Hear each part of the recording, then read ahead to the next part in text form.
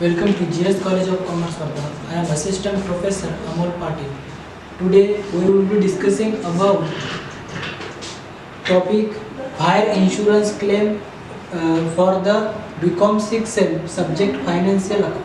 तो हमने कल के एग्जाम्पल में इसका पूरा बेसिक कॉन्सेप्ट समझा दिया है कि उस पर फायर इंश्योरेंस क्लेम में कैसे प्रॉफिट कैलकुलेट करते हैं। उसके दो जो स्टेप हमने देखे थे वो स्टेप को आज हम डिस्कस करने वाले हैं। वैसे तो बेसिक में मैं आपको समझा दिया है क्लियर, पर अभी एग्जाम्पल से हम समझेंगे कि वो जो पॉइंट थे हमारे दो पॉलिसी पॉइंट 1 और पॉइंट 2 क्या होता है, ये तो हम डिस्कस करने वाले हैं। वो आज हम ये वीडियो लेक्चर में देखने वाले हैं। तो सबसे पहले मैं आपको बता देना चाहता हूँ कि ये जो एग्जाम्पल है, एग्जाम्पल नंबर 1 और एग्जाम्पल नंबर 2, आप जो ये वीडियो देख रहे हैं उस वीडियो के नीचे एक डिस्क्रिप्शन बॉक्स दिया रहेगा। उस बॉक्स के नीचे एक लिंक है, उस लिंक को ओपन करो और ओपन करने के बाद आपके पास एक एग्जाम्पल आ जाएगा। उस एग्जाम्पल को आप पहले कॉपी में नोट डाउन करो, फिर एग्जाम वीडियो आगे देखो। मेरे साथ साथ आप सॉल्व भी कर सकते हो, क्योंकि एग्जाम्पल आपके पास नहीं रहेगा तो आपको उतने अच्छे तरीके से ये नहीं समझेगा। तो सबसे पहली बात यही करना है आपको कि जो एग्जाम्पल मैं यहाँ पे ले रहा हूँ वो एग्जाम्पल आप पहले अपने बुक में नोट डाउन कीजिए, राइट अपने कॉपी में लिख लीजिए, उसके बाद ही आपको क्लियरली समझ में आ जाएगा। तो हम यहाँ पर सबसे पहला एग्जाम्पल लेने वाले एग्जाम्पल नंबर 1। वो एग्जाम्पल में क्या बताया, मैं आपको एग्जाम्पल पढ़ के सुनाता हूँ। पहले एग्जाम्पल को अच्छे तरीके से सुनिए। A fire occurred at the premises of a trader on 31st August 2002, destroying a great part of his stock, which at 1st April 2002 appeared in the books at rupees 80,000. Okay, उसमें बोला है कि उसका जो ओपनिंग स्टॉक था 1 अप्रैल 2002, उसका opening stock की value 80,000 थी। The value of stock salvage was rupees 14,000। वो स्टॉक सॉल्वेज का मीनिंग होता है कि जो भी स्टॉक फायर होने के बाद जो भी रिमेनिंग बचता है, जिसको सेव स्टॉक बोलते हैं, वो गुड सेव या सेव स्टॉक जो है उसकी अमाउंट हमारे पास है 14,000।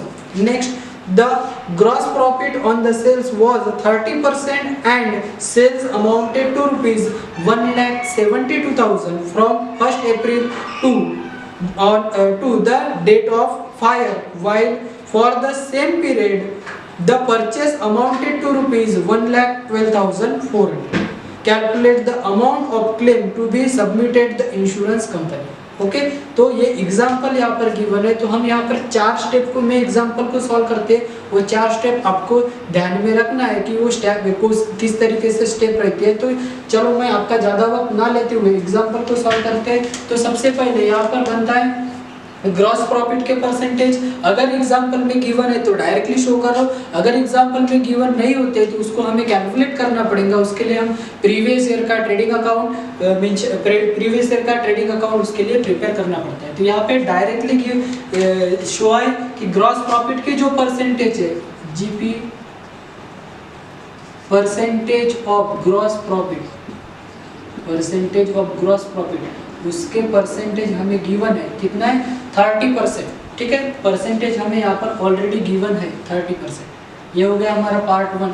पार्ट 2 में हम बनाते हैं मेमोरेंडम ट्रेडिंग अकाउंट। अभी उस ट्रेडिंग अकाउंट को मेमोरेंडम क्यों कहते हैं, क्योंकि ये पर्टिकुलर किसी ड्यूरेशन का नहीं रहता। ये 4 महीने का भी रह सकता, 5 महीने, जिस मतलब स्टार्टिंग से लेकर जहाँ पर आपकी डेट फायर जिस डेट को फायर हुआ है उस डेट तक हम यहाँ पर प्रिपेयर करेंगे। तो यहाँ पे देखेंगे इस ट्रेडिंग अकाउंट को बोलेंगे मेमोरेंडम ट्रेडिंग अकाउंट। ये शुरू होता है हमारा ईयर 1 अप्रैल 2002 से लेकर हमारे पास जो फायर हुआ था वो हुआ था 31 अगस्त 2002। जो भी ड्यूरेशन हमारा रहेगा उस ड्यूरेशन के अंदर यहाँ पर हम क्या करते हैं, ट्रेडिंग अकाउंट को शो करते हैं। तो यहाँ पर हम उस ट्रेडिंग अकाउंट को क्या बोलेंगे, मेमोरेंडम ट्रेडिंग अकाउंट। क्यों बोलते हैं, क्योंकि ये पर्टिकुलर ईयर का नहीं, बेसिकली ट्रेडिंग अकाउंट 12 मंथ का ही शो होता है, 12 मंथ का ही बनता है। पर यहाँ पर हमें शो करना है कि जिस दिन फायर हुआ था उस दिन हमारे पास स्टॉक की वैल्यू कितनी थी उसको हम फाइंड आउट कर रहे हैं। तो इसीलिए हमें यहाँ पर मेमोरेंडम ट्रेडिंग अकाउंट शो करना पड़ेगा। ठीक है। तो ट्रेडिंग अकाउंट को आपको पता है डेबिट साइड पे क्या लिखते हैं हम, ट्रेडिंग अकाउंट जो बनता है वो गुड्स से रिलेटेड होता है। डेबिट साइड में जो भी गुड्स आते हैं वो डेबिट साइड लिखते हैं और जो भी गुड्स चले जाते हैं उसको हम क्रेडिट साइड शो करते हैं। तो यहाँ पे हो गया सबसे पहला ग्रॉस प्रॉफिट के परसेंटेज। उसके बाद जो इंफॉर्मेशन एग्जांपल में गिवन है उस इंफॉर्मेशन को हम सॉल्व करेंगे। तो सबसे पहले हमारे पास क्या चाहिए, ओपनिंग स्टॉक चाहिए। तो यहाँ पे लिखेंगे 2 ओपनिंग स्टॉक, और उन्होंने क्लियरली मेंशन किया है कि इस एग्जांपल में ओपनिंग स्टॉक की वैल्यू है 1 अप्रैल 2002। जो वैल्यू हमारे पास गिवन है वो ₹80,000, मतलब ओपनिंग स्टॉक की वैल्यू हमारे पास ऑलरेडी गिवन है कितना है 80,000। देन उसके बाद हम परचेस निकालते हैं। उसके बाद जो दिया है पैराग्राफ में the value of the stock salvage, ठीक है। सॉल्वेज का काम अभी नहीं है, उसको हम बाद में देखेंगे। उसके बाद हम लिखते हैं ट्रेडिंग अकाउंट में परचेसेस। तो यहाँ पर आएंगे टू परचेस की जो अमाउंट हम लिखेंगे कौन से डेट से लेकर कौन से डेट तक लिखेंगे, 1/4/2002 से लेकर 31/8/2002 तक हम क्या करेंगे, उसको जो परचेस की अमाउंट है वो लिखेंगे। तो यहाँ पे डायरेक्ट गिवन है परचेस की अमाउंट कि while for the same period of purchase amount to ₹1,12,400। तो परचेस की जो अमाउंट गिवन है 1,12,400 हमारे पास गिवन है। देन उसके बाद हम लिखते हैं परचेस के बाद कुछ एक्सपेंसेस है क्या, तो यहाँ पर एक्सपेंसेस गिवन नहीं है बट सेल्स की वैल्यू यहाँ पर गिवन है। The gross profit on sales was 30%। Gross profit के परसेंटेज हमने यहाँ पर शो ही किया है। उसके बाद उसने एग्जांपल में शो किया है एंड सेल्स अमाउंटेड टू ₹1,72,000। तो यहाँ पर हम शो करेंगे क्रेडिट साइड में by sales account total amount हमारे पास गिवन है 1,72,000। टोटल अमाउंट जो गिवन है 1,72,000, और यहाँ पे हमारे ग्रॉस प्रॉफिट के परसेंटेज ऑलरेडी गिवन है। कितना ग्रॉस प्रॉफिट, कितने ग्रॉस प्रॉफिट लेता हो 30%। जनरली हम ट्रेडिंग अकाउंट में क्या निकालते, ग्रॉस प्रॉफिट निकालते, पर यहाँ पे अगर हमें ग्रॉस प्रॉफिट के परसेंटेज ऑलरेडी गिवन है तो हमारे पास जो निकलेगा वो निकलेगा क्रेडिट साइड में क्लोजिंग स्टॉक का अमाउंट। तो इसीलिए हम क्लोजिंग स्टॉक नहीं कहते हैं, तो उसका जो नाम यहाँ पर दिया जाता है इसको कहा जाता है stock on the date of fire. तो यहाँ पे हम निकालेंगे ग्रॉस प्रॉफिट के परसेंटेज। तो ग्रॉस प्रॉफिट परसेंटेज से हम ग्रॉस प्रॉफिट की अमाउंट निकालेंगे। यहाँ पर आएगा ग्रॉस प्रॉफिट जो गिवन है अमाउंट में 1,72,000 इंटू 30%। कितना है यहाँ पे डायरेक्ट शो हुआ है percentage of GP. Gross profit के परसेंटेज कितने हैं 30%। तो यहाँ पर हमारे पास ग्रॉस प्रॉफिट की अमाउंट मिल जाएगी 51,600। आप इसके 30% अगर कैलकुलेशन करते हो तो 51,600 हमारे पास अमाउंट है। ओके, देन हम क्या करेंगे, अभी क्लोजिंग स्टॉक तो निकलेगा नहीं जिसको हम stock on the date of fire करते हैं। ये यहाँ पर ऐसे पता है क्या नहीं, क्योंकि वही स्टॉक निकालने के लिए हमने क्या किया, मेमोरेंडम ट्रेडिंग अकाउंट प्रिपेयर किया है। तो हमारे पास ग्रॉस प्रॉफिट मिल गए तो हम इसकी पहले डेबिट साइड की टोटल करेंगे। अगर डेबिट साइड की टोटल आप करते हैं तो टोटल आ जाएंगी 2,44,000। टोटल जो है कितनी गिवन है 2,44,000। और उसके बाद हम इसका बैलेंसिंग करेंगे। तो बैलेंसिंग करने के बाद क्रेडिट साइड में कुछ अमाउंट कम दिखेंगी, तो जो अमाउंट कम दिखेंगी उसको हमें यहाँ पर फाइंड आउट करनी है। तो अगर हम यहाँ पर फाइंड आउट करते हैं तो ये अमाउंट मिल जाएंगी 72,000। कितने मिल जाएंगे 72,000। और ये 72,000 हमारा क्या रहेगा, stock on the date of fire. इसको हम बोलेंगे by stock on the date of fire. इसको बोलेंगे हम stock on the date of fire. कितना मिला 72,000। ओके, तो इस मेमोरेंडम ट्रेडिंग अकाउंट में ये अमाउंट निकालने के लिए हमें मेमोरेंडम ट्रेडिंग अकाउंट प्रिपेयर किया। जनरली हम ट्रेडिंग अकाउंट जो भी प्रिपेयर करते हैं किसके लिए प्रिपेयर करते हैं, ग्रॉस प्रॉफिट के लिए प्रिपेयर करते हैं। बट ये इंश्योरेंस फायर इंश्योरेंस क्लेम में हमें सबसे पहले यही पता करना पड़ता है कि जिस दिन हमारे पास फायर हो गई उस दिन फायर में हमारे पास कितने गुड्स अवेलेबल थे, या stock on the date of fire how much amount हमारे पास कितनी अमाउंट वहाँ पर थी हमारे गोडाउन के अंदर, वो हमें पहले फाइंड आउट करते हैं। तो तो सबसे पहले अपनी स्टेप हो गई ग्रॉस प्रॉफिट के परसेंटेज, सेकंड हमारी स्टेप हो गई ये जो स्टेप है स्टेप नंबर सेकंड है, यहाँ पर हम क्या निकालेंगे तो मेमोरेंडम ट्रेडिंग अकाउंट, और थर्ड स्टेप में हम निकालेंगे क्या तो लॉस ऑफ स्टॉक। ठीक है, यहाँ पर लॉस ऑफ स्टॉक का कैलकुलेशन करेंगे स्टेप नंबर थर्ड में, यहाँ पे निकालेंगे हम लॉस ऑफ स्टॉक। जो लॉस ऑफ स्टॉक की अमाउंट है उसका लॉस ऑफ स्टॉक निकालना है। तो लॉस ऑफ स्टॉक का मीनिंग क्या होता है, जो स्टॉक हमारा है उसमें से कितना स्टॉक का लॉस हो गया। अभी यहाँ पे लॉस ऑफ स्टॉक क्यों बोला है, क्योंकि यहाँ पर हमारे पास इतने गुड्स थे, उसने से एग्जांपल में क्लियर किया है कि हमारे पास से कुछ गुड्स जब भी फायर होगी तो कुछ गुड्स क्या हो गए सेव्ड हो गए, जिसको हम सॉल्वेज स्टॉक बोलते हैं। तो जो भी सॉल्वेज स्टॉक रहेगा उस सॉल्वेज स्टॉक को हम क्या करेंगे लेस कर देंगे, तो हमारे पास आ जाएगा क्या तो लॉस ऑफ स्टॉक। तो हम यहाँ पर फार्मूला बनाएंगे stock on the date of fire, stock on the date of fire, total amount है stock on the date of fire की 72,000, देन उसमें से हम लेस करेंगे लेस सॉल्वेज स्टॉक, क्या हो जाएगा सॉल्वेज स्टॉक क्या कर देंगे हम लेस करेंगे माइनस करेंगे। तो सॉल्वेज स्टॉक की अमाउंट हमारे पास गिवन है फर्स्ट पैराग्राफ में 14,000, टोटल अमाउंट कितनी गिवन है 14,000। अगर आप उसको लेस करते हो तो हमारे पास टोटल अमाउंट बचेगी 58,000, जो अमाउंट हमारे पास रिमेनिंग अमाउंट बचेगी वो कितनी रहेंगी 58,000, और उसी अमाउंट को हम यहाँ पर क्या बोलेंगे लॉस ऑफ स्टॉक। ठीक है, इसका मतलब टोटल हमारे पास इतना स्टॉक था, उस स्टॉक में से जब भी फायर लगी थी stock on the date of fire में हमारे पास टोटल अमाउंट जो स्टॉक की अमाउंट थी वो कितनी थी 72,000, उसमें से गुड सॉल्वेज हो गया। सॉल्वेज का मीनिंग मैंने आपको बताया कि गुड सेव्ड, जो बचे हुए गुड्स थे तो कितने थे 14,000, अगर उसको हम लेस कर देंगे तो टोटल अमाउंट हमारे पास आ जाएंगी 58,000। ओके, अब यहाँ पर हमें क्या निकालना पड़ता है कि अमाउंट ऑफ क्लेम। अभी इस एग्जांपल में यहाँ पर इंश्योरेंस कंपनी की पॉलिसी का कहीं पर भी उल्लेख नहीं किया है, या इसका मतलब हमें नहीं बताया है कि कितने की पॉलिसी थी, तो हम ये अजम्पशन कर लेंगे कि जो भी पॉलिसी थी इससे ज्यादा ही थी, तो हम ये मान के चलेंगे यहाँ पर कि amount of claim is rupees 58,000। कितनी आई हमारे पास अमाउंट ऑफ क्लेम जो 58,000 अमाउंट यहाँ पर हो जाएगी। तो ये हो जाएगा हमारा amount of claim.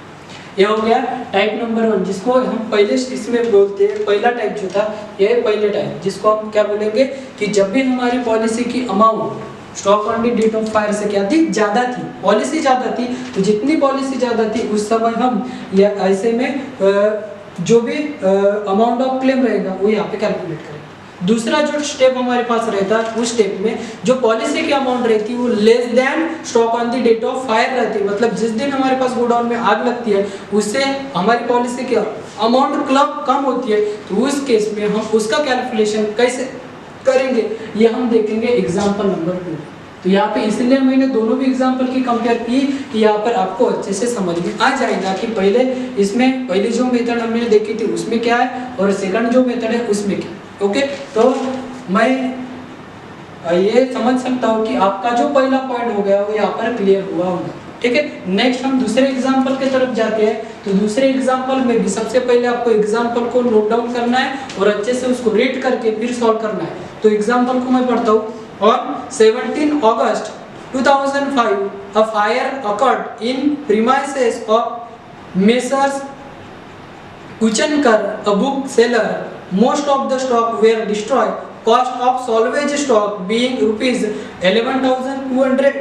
In addition, some stock was salvaged in damaged condition, and its value was agreed at rupees 10,400। यहाँ पर दो तरीके का स्टॉक गिवन है, एक तो पूरा तरीके से बचा हुआ है और दूसरा जो स्टॉक हो थोड़ा डैमेज है उसकी भी वैल्यू यहाँ पर गिवन है। यहाँ पर दो तरीके का सॉल्वेज है, दो तरीके का रहे या एक तरीके का रहे, तो स्टॉक सॉल्वेज होगा उसको हम क्लब करके उसको स्टॉक सॉल्वेज के हेड में लिख देंगे। ओके, सेकंड यहाँ पर क्या गिवन है, फिर उसके बाद from the books of account following particular were available. जो इंफॉर्मेशन गिवन है उसमें पहले इंफॉर्मेशन गिवन है stock at close of account on 31 March 2005 was valued at ₹75,000। ठीक है, इसने क्या बताया, जो भी हमारा क्लोजिंग ईयर था, क्लोजिंग ईयर मतलब जो ईयर प्रीवियस ईयर था उसका डेट हमें गिवन है 31 मार्च 2005 और हमारे जो फायर हुआ था वो कब हुआ था 17 अगस्त 2005। ठीक है, और ये जो 31 मार्च 2005 का जो स्टॉक है वो क्या करेंगे हम, प्रीवियस ईयर का क्लोजिंग स्टॉक, प्रीवियस ईयर का क्लोजिंग स्टॉक, नेक्स्ट ईयर का क्या बनता है, ओपनिंग स्टॉक बनता है। तो यहाँ पर हम ये कैलकुलेशन करेंगे कि यहाँ पर ये समझेंगे कि जो हमें स्टॉक गिवन है वो यहाँ पर बताते समय बोला है कि 31 मार्च 2005 का है, तो हम इसको अजम्पशन करेंगे, उसको समझ लेंगे कि 1 अप्रैल 2005 का स्टॉक हमें यहाँ पर गिवन है जो कितना है, तो 75,000 की अमाउंट है। यहाँ पर सबसे पहले यही ध्यान में रखना कि जो भी हम एग्जाम्पल सॉल्व करते हैं, एग्जाम्पल सॉल्व करते समय आपको एग्जाम्पल घुमा फिरा के देगा, तो आपको पहले से ये समझना है कि एग्जाम्पल में कौन सी इंफॉर्मेशन हमें कहाँ पर गिवन रह सकती है। आप सबको पता है कि प्रीवियस मतलब आज की लास्ट डेट है, आज का क्लोजिंग स्टॉक, कल का क्या रहेगा, ओपनिंग स्टॉक रहेगा। उसी तरीके से प्रीवियस ईयर का जो क्लोजिंग स्टॉक है वो नेक्स्ट ईयर का क्या बनता है, ओपनिंग स्टॉक बनता है, वो हो गई ओपनिंग स्टॉक की अमाउंट। सेकंड में हम यहाँ पर देखेंगे कि परचेज फ्रॉम 1 अप्रैल 2005 टू 17/8/2005 मतलब स्टार्टिंग से लेकर जिस दिन तक फायर हुआ उस दिन तक की परचेज की अमाउंट, टोटल अमाउंट हमारे पास गिवन है, amounted to ₹1,25,000 and sales during that period amounted to ₹1,80,000। Okay, यहाँ पर क्लियरली मेंशन है कि ओपनिंग परचेज की अमाउंट कितनी रहेंगी 1,25,000 और सेल्स के अमाउंट कितने रहेंगे 1,80,000। कब की, तो जिस दिन हमारा ईयर शुरू होता है उस दिन से लेकर on the date of fire के डेट तक। ओके, से नेक्स्ट तीसरी इंफॉर्मेशन में गिवन है on the basis of part 3 year it appear that an average gross profit of ₹25% is earn on sales. ठीक है, यहाँ पर गिवन है ग्रॉस प्रॉफिट के परसेंटेज। तो पहला हम यही करेंगे कि पहला पॉइंट हम क्या निकालेंगे, यहाँ पे क्लियरली बोला था परसेंटेज ऑफ ग्रॉस प्रॉफिट, यहाँ पर गिवन है percentage of average gross profit, यहाँ पर क्या गिवन है percentage of average gross profit is equal to, इन्होंने बोला है कि कितना 25%। ये क्या करते हैं, हमेशा प्रॉफिट को अर्न करते हैं, पिछले 3 सालों से तो ये टोटल 25% प्रॉफिट अर्न कर रहे हैं एवरेज। ओके, तो इस बार भी हम अजम्पशन कर लेंगे, इस बार भी हमारे पास जो भी प्रॉफिट का रेट है वो कितना रहेगा 25% रहेगा। अगर ये क्वेश्चन भी गिवन नहीं रहता है तो क्या रहेंगे, प्रीवियस ईयर की इंफॉर्मेशन गिवन रहेगी, उस इंफॉर्मेशन से हम क्या निकालेंगे, पहले ग्रॉस प्रॉफिट को निकालेंगे और उसके परसेंटेज हम कैलकुलेट करेंगे। इस एग्जांपल में डायरेक्टली गिवन है तो ये करने की जरूरत नहीं। ठीक है, दूसरा जो स्टेप हमारे पास रहता है वो क्या बनता है, मेमोरेंडम ट्रेडिंग अकाउंट, इसको हम कहेंगे मेमोरेंडम ट्रेडिंग अकाउंट और जो पीरियड रहेगा वो कितना रहेगा 1/4/2005 to 17 August 2005 for the year यहाँ पर नहीं लिखते। ठीक है, पर्टिकुलर डेबिट अमाउंट,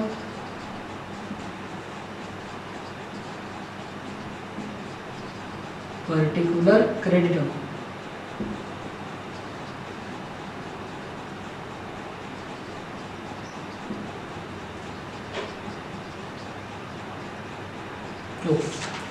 नेक्स्ट हमारे पास गिवन है स्टॉक वॉज इंश्योर्ड फॉर ₹60,000। यहाँ पर क्या गिवन है हमारे पास, ये एग्जांपल में देखिए क्या गिवन नहीं था, इंश्योरेंस पॉलिसी गिवन नहीं थी, ये एग्जांपल में हमारे पास इंश्योरेंस की पॉलिसी अमाउंट गिवन है। तो ये एग्जांपल इस एग्जांपल से थोड़ा अलग है, तो वो क्या रहेगा वो यहाँ पर हम सॉल्व करके देखेंगे। तो सबसे पहले हम लिखेंगे ओपनिंग स्टॉक, तो यहाँ पे आ जाएगा to opening stock. Opening stock कब कैसा बनेगा, तो प्रीवियस ईयर का स्टॉक हमें गिवन है, प्रीवियस ईयर का क्लोजिंग स्टॉक है, तो इस ईयर का क्या बन जाएगा ओपनिंग स्टॉक रहेगा। तो टोटल अमाउंट है ओपनिंग स्टॉक की 75,000। देन उसके बाद हम लिखते हैं परचेस अमाउंट टू परचेस, और परचेस के टोटल अमाउंट हमारे पास गिवन है, टोटल अमाउंट हमारे पास परचेस की गिवन है 1,25,000। जो परचेस की अमाउंट है वो कितने 1,25,000। देन उसके बाद हमारे पास सेल्स आता है, तो यहाँ पर लिखेंगे टू सेल्स, तो सेल्स की अमाउंट हमें गिवन है 1,80,000 जो सेल्स अमाउंट है वो कितनी गिवन है, 1,80,000। कब की, तो जिस दिन से ईयर स्टार्ट हुआ है तो फायर होने के डेट तक का जो भी सेल्स है, जो भी परचेस है, वो यहाँ पर हमने लिखा है।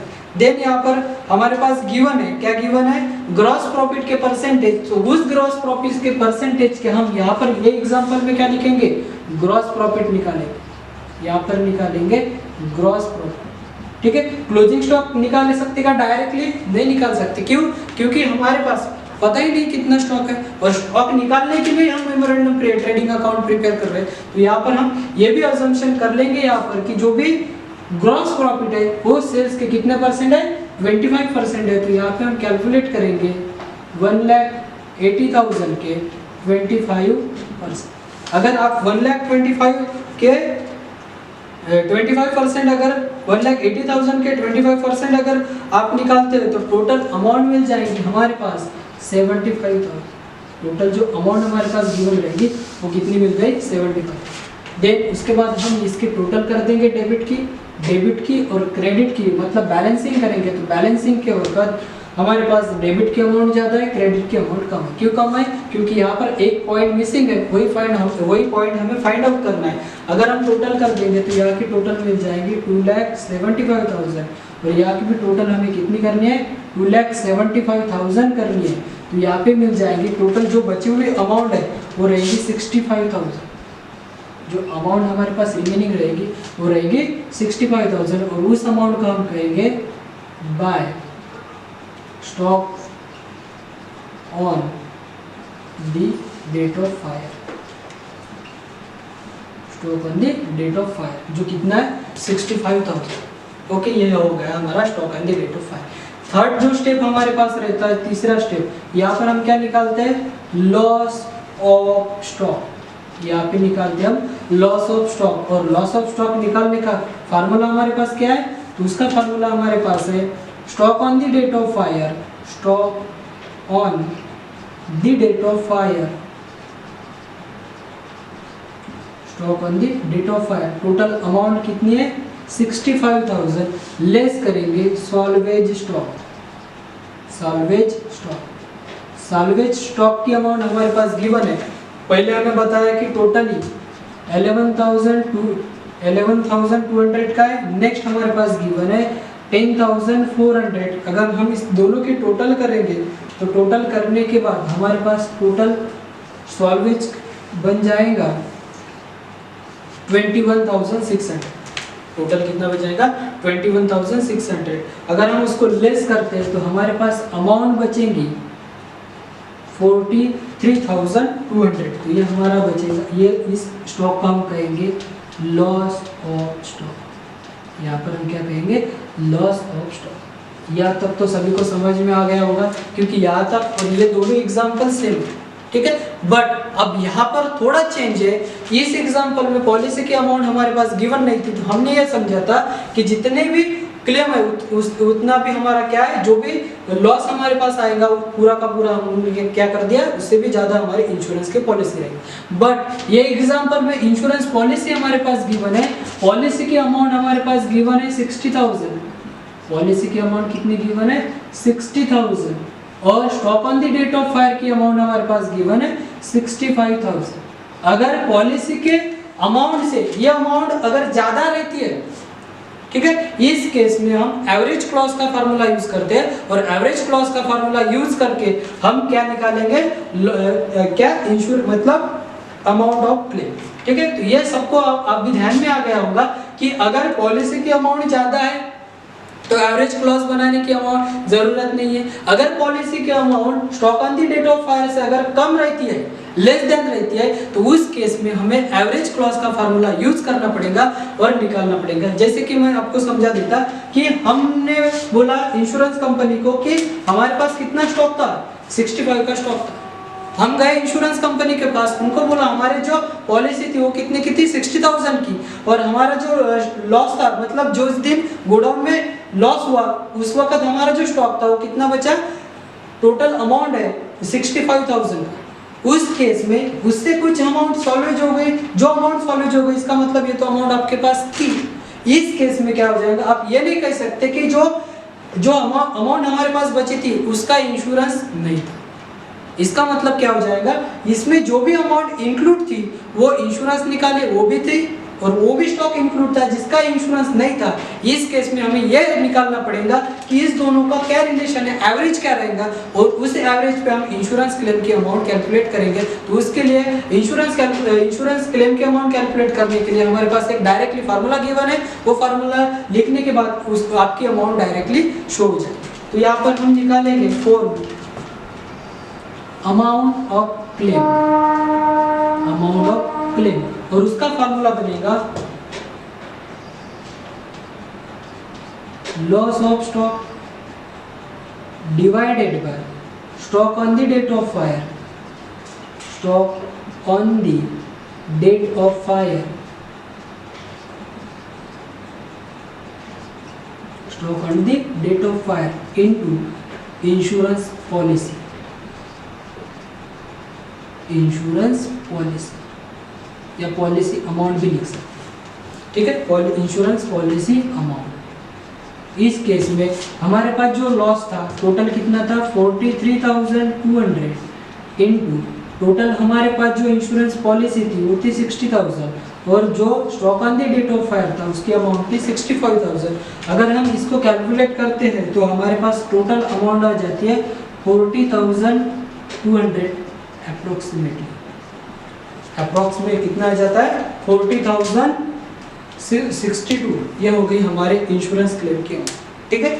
दोनों भी केस अलग अलग है, इसीलिए मैंने एक एग्जांपल में इसको सॉल्व किया है कि आपको अच्छे तरीके से समझ में आ जाएगा कि जब पॉलिसी की अमाउंट ज़्यादा होती है उस केस में इंश्योरेंस क्लेम की अमाउंट कैसे फाइंड आउट करती है, जिस केस में पॉलिसी की अमाउंट लेस होती है, कम होती है stock on the date of fire के वक्त, तो उस केस में हम उसका एग्जांपल कैसे सॉल्व करते हैं। ये दोनों भी कंडीशन हमने यहाँ पर देख ली है, आगे के एग्जांपल हम कल से शुरू करेंगे। आज के लिए इतना ही है, आपको ये एग्जांपल अच्छे से लिख लेना है और सॉल्व करना है। अगर कुछ डाउट रहते हैं तो आप मुझसे डिस्कस कर सकते हैं। Thank you.